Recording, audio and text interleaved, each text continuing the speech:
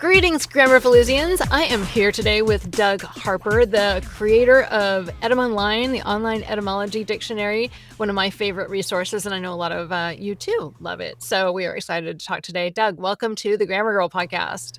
Hey, thanks for having me. This is a lot of fun. It is. I know. I can't believe we've never talked before. So we have some extra etymologies to talk about. So I showed you that I saw people talking about Nimrod on Blue Sky, and it seemed to have an interesting etymology related to, I don't know, Bugs Bunny and the Bible. Do you want to enlighten us? All right, there it is. Got the capital N because it is a proper name.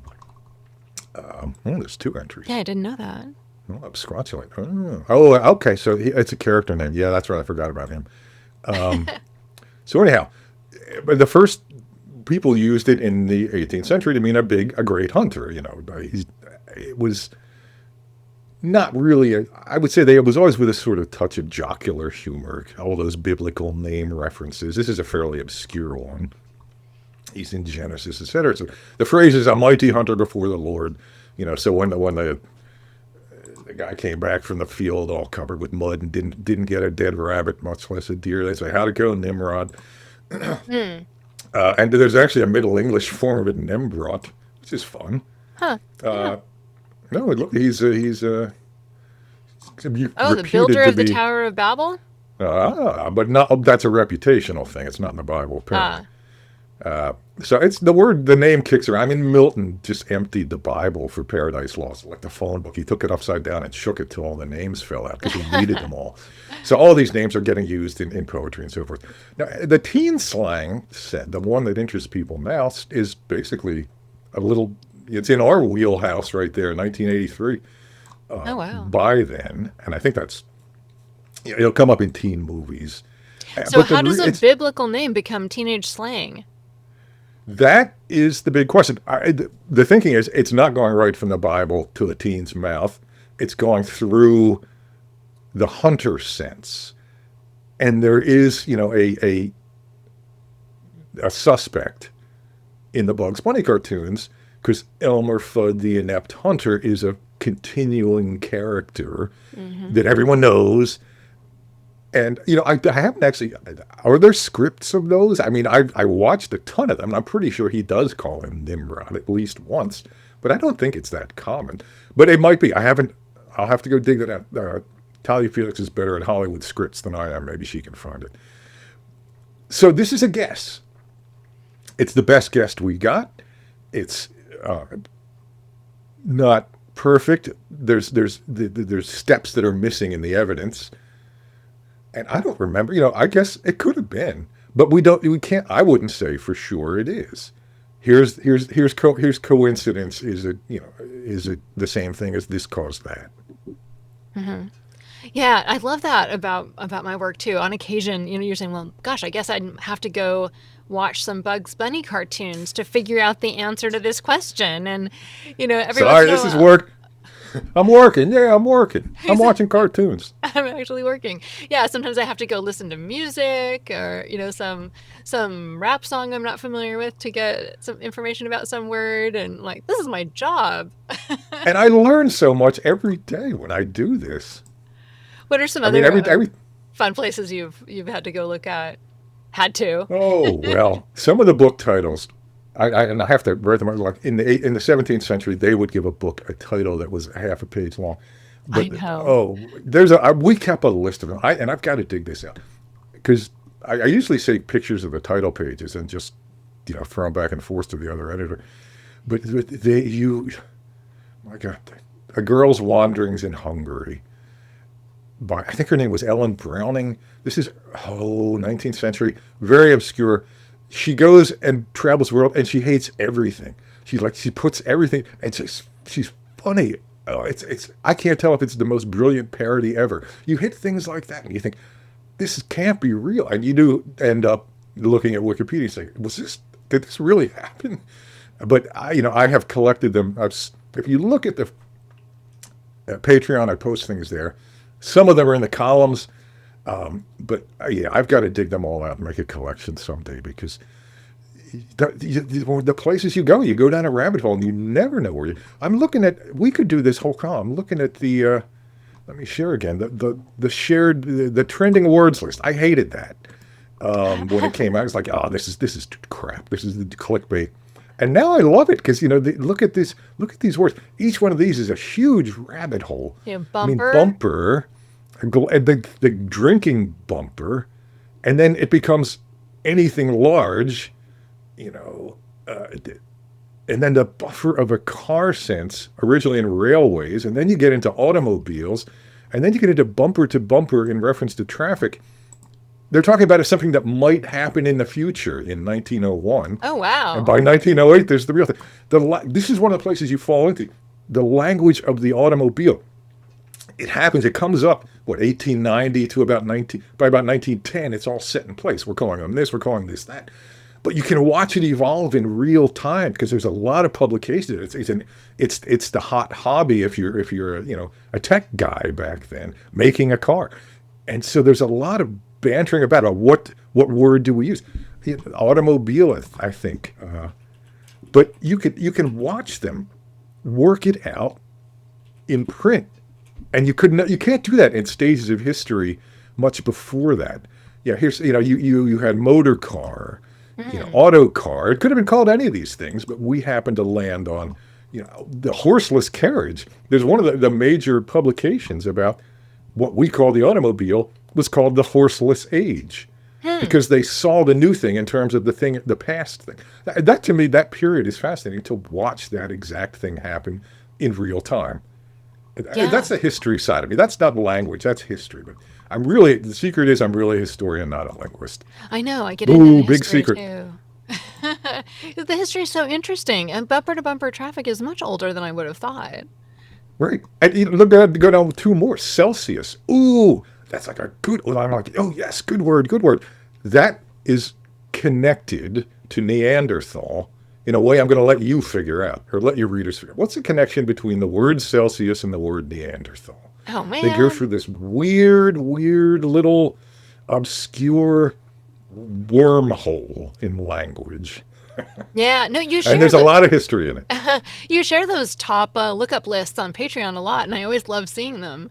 Someday I'm really going to dig it. I look at it, I see Dodgy and Grinch next to each other, and I think Dickens and Dr. Seuss. The Artful Dodger. I mean, all these things. And look, grammar's on there, right under etymology. It's like they knew we were going to do this. These things are wonderful. Other people look at it and see, some newspaper game word or the word that fell out of the president's mouth the day before. I see a fair field of rabbit holes. This is like, here's a steeplechase. The charmed hand of fate has put us together in this list. It's like a Scrabble display of history. It's almost like a different way of seeing the news by looking at it's the same with the dictionary, seeing the lookups. It's like you can tell like what sort of what's happening today, what time of year it is, what people are talking about.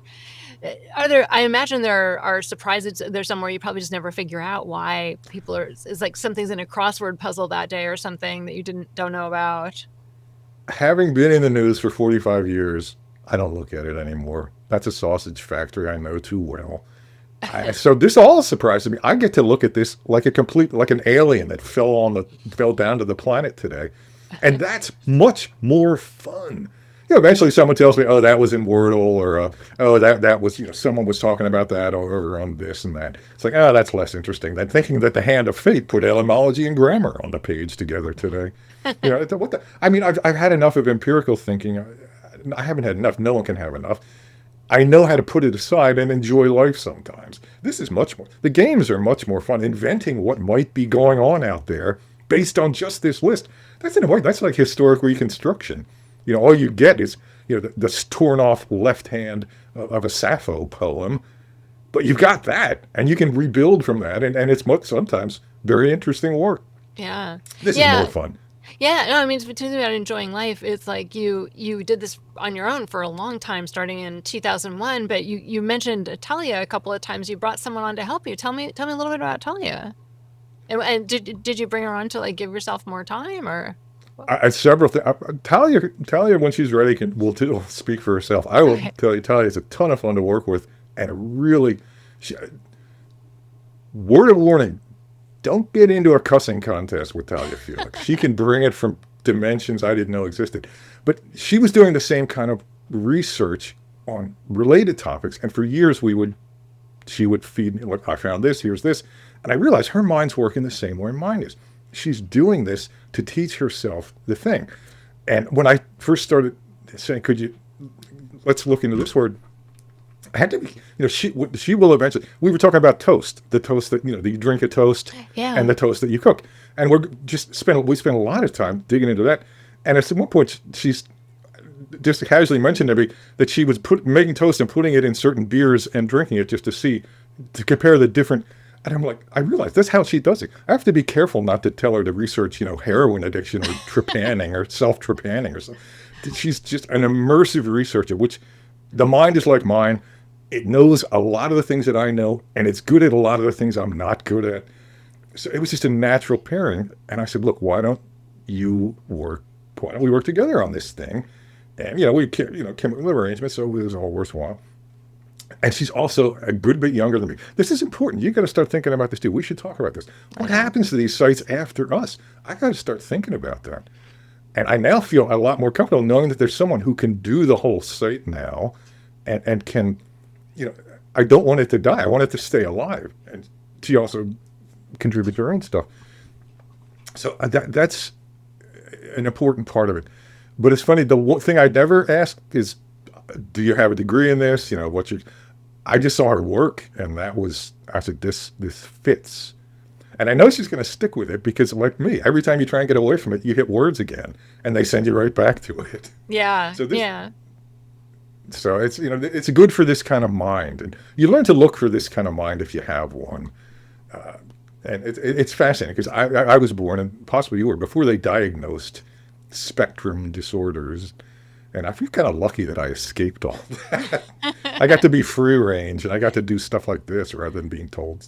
You get to be obsessive, and the work stands for itself. Yeah. The trick is to steer it in a good direction. It's like a fire hose. You have to just point it in a way that it helps. Yeah. Well, what are some of the things you're working on now that you're excited about? Surviving. Paying for things. Oh, man, what we were talking about. I'm not excited about this. I got to redo my will because of this. Yeah. That's not cheap. And I got to get, the tech has to get cleaned up. It's a mess. I'm excited about now. I was gonna say, that's not something to be excited about. No, it's I'm trying to just gin up my excitement about the site again. When I look at these lists, these trainers, these words, and also I keep looking at old entries and thinking, I got to make this better. And I don't want to get drawn back into the entry by entry editing. Yeah, it's hard my excitement is waiting for AI to die. I'm sorry, there's not a lot of excitement. I'm digging deep here. Help me out. What should I be excited about? Oh, what are you excited about? What am I excited about? It's funny. Like I am always excited about new things. So I just got into making crossword puzzles. Making them, yeah. I've been probably doing them pretty avidly for about a year, and I've interviewed people. So I interviewed Ben Zimmer and Natan Last and Lex Friedman and all these people who make crossword puzzles. And I don't know, one day it just occurred to me like, hey, I could do that.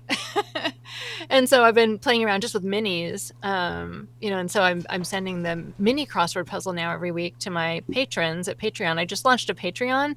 And so, and like, I've been a member of your Patreon for years and years. So like, I watch what you do, and that looks like fun. And, and I was thinking like, well, okay, what could I send these people? And I was like, well, I couldn't do a full crossword every week, I don't think, but like I could do a mini crossword, and so I've been doing mini crosswords, and I'm excited about that. And so I think having these new people, in having the new Grammarpaloozians has gotten me really excited and thinking again about like, okay, like these are people who are so excited that they want to like get my work. Like, what more could I do for them? And so that I think has gotten me really excited lately.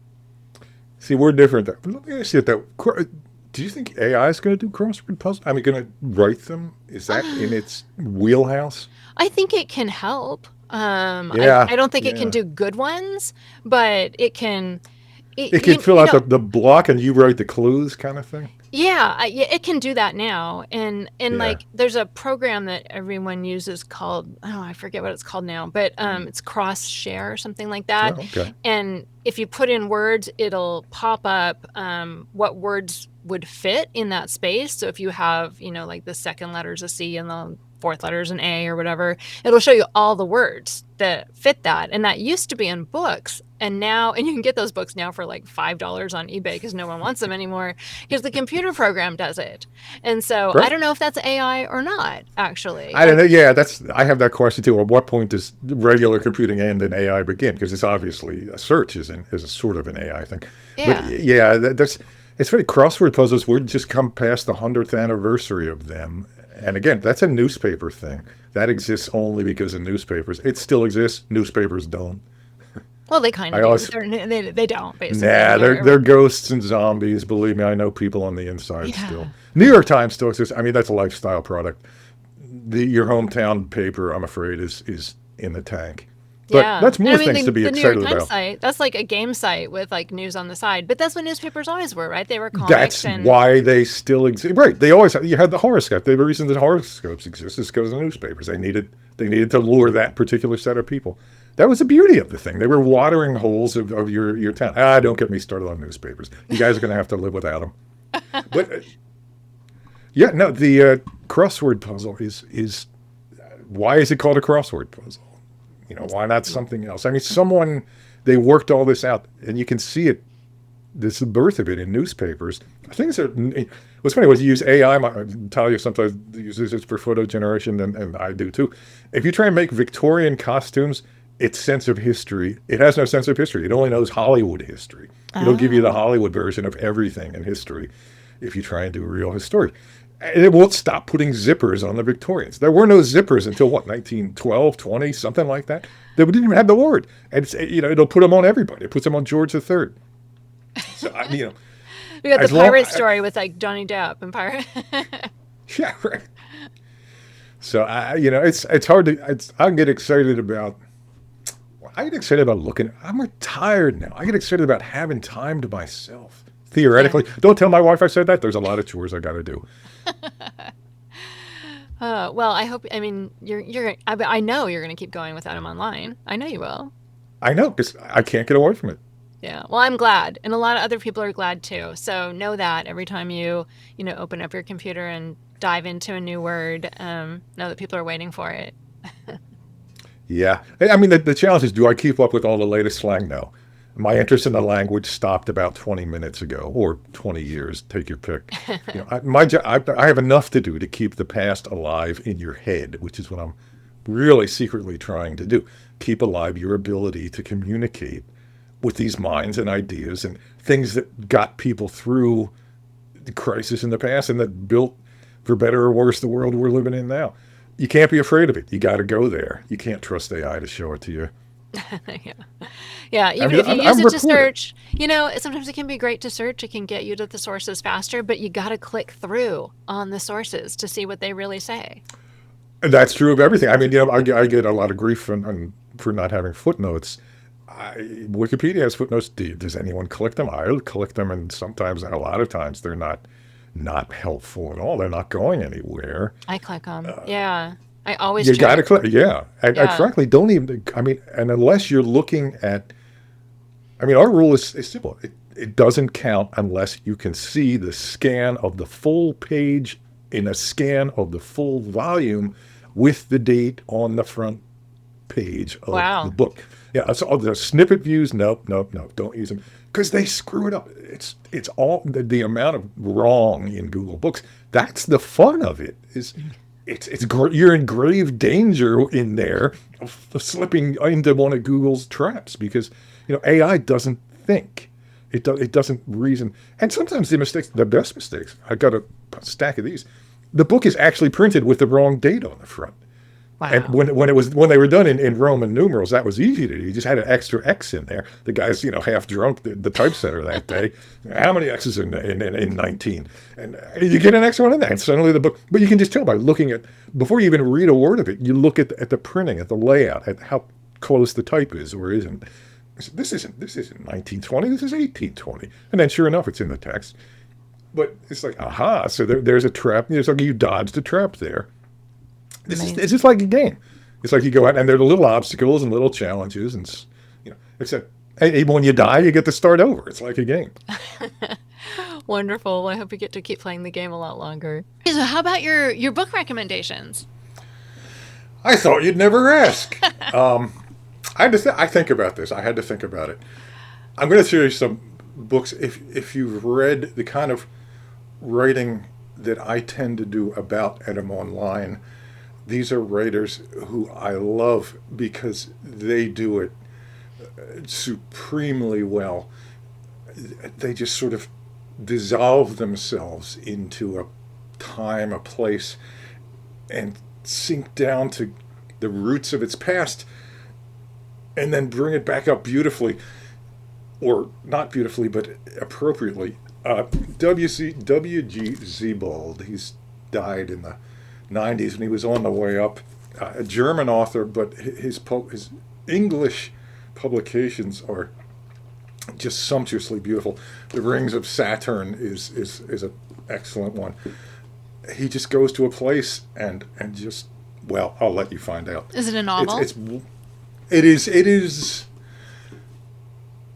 You decide. It's not enough. It's first person. He takes a walk through the English countryside, let's say. Okay.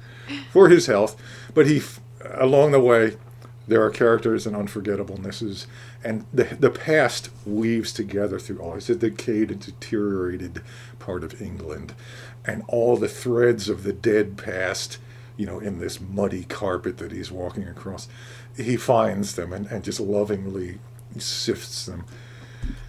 The other second one is his name is Guy Davenport, and his fiction is the rich stuff, but I'm not even going to bother you with that. It'll take you a while. He wrote a lot of nonfiction and a lot of essays. The Geography of the Imagination is the best collection of them. In fact, the title essay in it is a good introduction to him. His stuff, he died in 2004, I think, and he's really sort of, fiction is not surviving, I think, well. You can still find it. A few of them are online. He did sort of an ideogrammatic method. It's like if you took two panes of stained glass and put one on top of the other and looked through it. Two unrelated stories that seem unrelated until you lay them on top of each other, and then you see things. But his nonfiction essays sort of cover the same ground. There's a lot of history, a lot of language, a whole lot of poetry, about poetry, I should say. He was in the Ezra Pound circle. And that's the kind of thing I would, take with me anywhere and read anytime. The third one is a long shot. Stendhal, the French author, he was holed up in Italy on a job he had with the government that he hated, and he hated his boss, and he's sitting there alone in this backwater town in central Italy, wants to get back to France, or not, and he decides to write his life story. There's no internet, there's no Google. He has to try and remember everything, and he just gets so deeply involved in remembering. It becomes like 20th century psychological biography. He comes up with the images. It's like one of the old frescoes in Rome where you can see an arm on the wall and then there's nothing else. And he's really dealing with memory as much as it's just, to me, it's never finished, never published until much later. And to me, it's just endlessly fascinating. I also happen to like the fact that my particular copy of this book was Warren Zevon's copy, who I used to, when I was a teenager, I loved his stuff.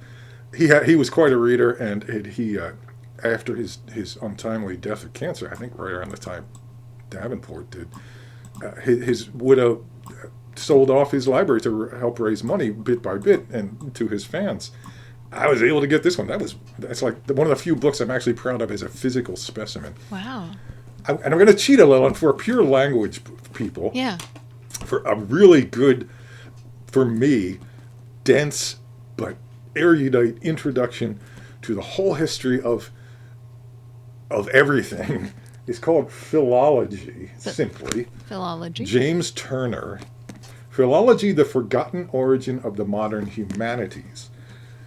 what he's doing here is tracing the growth of, the modern humanities corpus, and it starts fairly, it's new. This is new. This is the Enlightenment coming into our lives, and for language, both tracking the biblical texts for their language accuracy, putting together Proto-Indo-European, realizing that it existed, and then the Grimms and then William Jones. All of this branches. Anthropology kind of grows. His I don't know enough about intellectual history to say he's absolutely right, but what I see is there. You're not just looking at the history of linguistics. It's the Western discovery of the mind's empirical ability to interpret reality. It's the thing that's dying now. It's the thing we're at the end of the curve now. This was the beginning of the curve. But all along the way, and the fact that it's entangled in the discipline of history, in anthropology, in biblical studies, that's important. People just want to, I'm just interested in the language. No, you're not. It's because that's not different than this. We use the categories, the academic categories, for the sake of argument and convenience. We have to. They're not really there. There wasn't a different linguistics from history, from biblical study. That gets sorted out. Just like there wasn't any Old English or Middle English until, the 19th century, basically. There was and there wasn't. There never was a thing called Old English that behaved like a single language. Even Middle English, I could argue, was 3 or 4 different dialects at the same time. Not until the plague wipes out London and all the people come in from the countryside and have to hammer out a new speech for London, then we get modern English. Yeah. But that's history. Yeah. I mean, history and language are so tied together.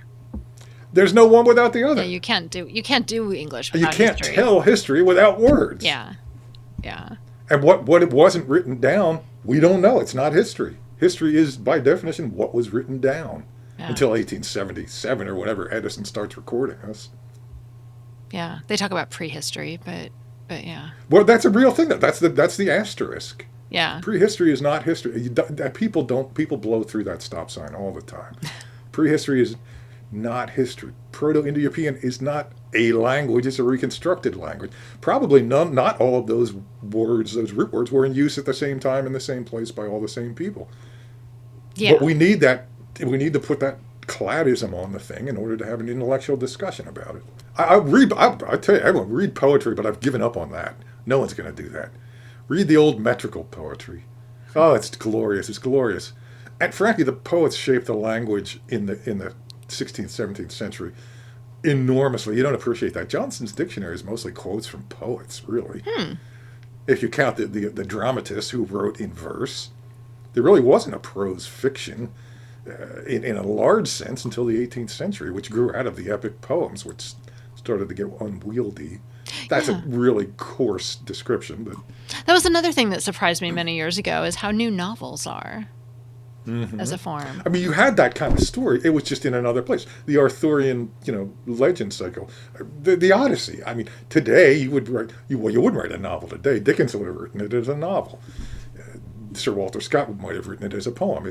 It's a way of doing the same thing. Yeah. But it's from a generation that has lost touch with its poetry. Poetry just doesn't work on that scale, too. I can't imagine Clockwork Orange. Oh, actually, I count as poetry. That would be pretty good. I bet AI could do that. There's your next project. Yeah, that's for Talia. That's up her alley. Thanks so much for being here. People can find you at Etymonline. And share the secret, because this is a separate episode, so share the secret of how people can actually reach you. You're not on social media, are you? I pretty much gave that up. Facebook is useless. Yeah. I got theoretically 31,000 followers. I post something, and I get like 12 reactions, and I know unless you boost it, they're not going to show it to anyone. Yeah. And so screw that. That's a game I'm not playing. And I get nothing out of them anyhow.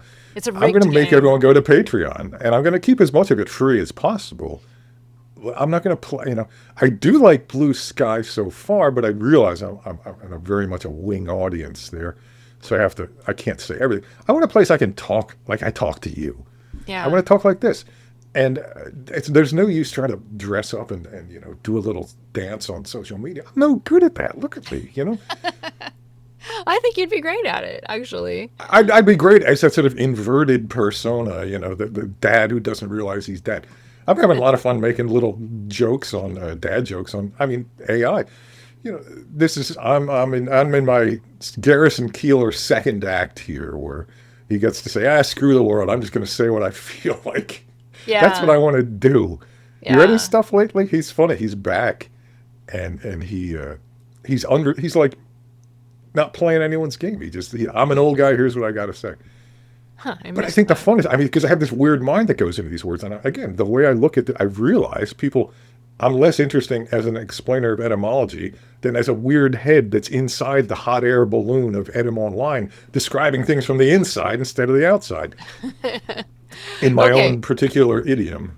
Okay, well, the secret is to go to the copyright line at the bottom of the page and click on Douglas Harper, his name, and that is where, if you want to email him, you can find it. But you are on Blue Sky? I lurk there pretty much. I sometimes post some of the trendings there. I started posting them there before then I shifted them mostly to Patreon. I think I'm just going to stick at Patreon now. Yeah, no. I gotta make money. I know. The ads don't work anymore. I hate them. Anyhow, I'd love to get rid of them. I know. That's the internet I miss, is the old internet with no ads. I know. Yeah. So yes, thank you. This show originally went out for my Patreons and who I call the Grammarpaloozians, which is a name I love. But yeah, Doug has been on Patreon a lot longer than I have. It's a great, I use the site all the time, so I sign up there. And so if you're already on my Patreon, check out Doug's. Check out the Etymonline Patreon too. Go support Doug. He's great. Help pay for my will. Oh, God. Okay, well, thank you so much for being here today.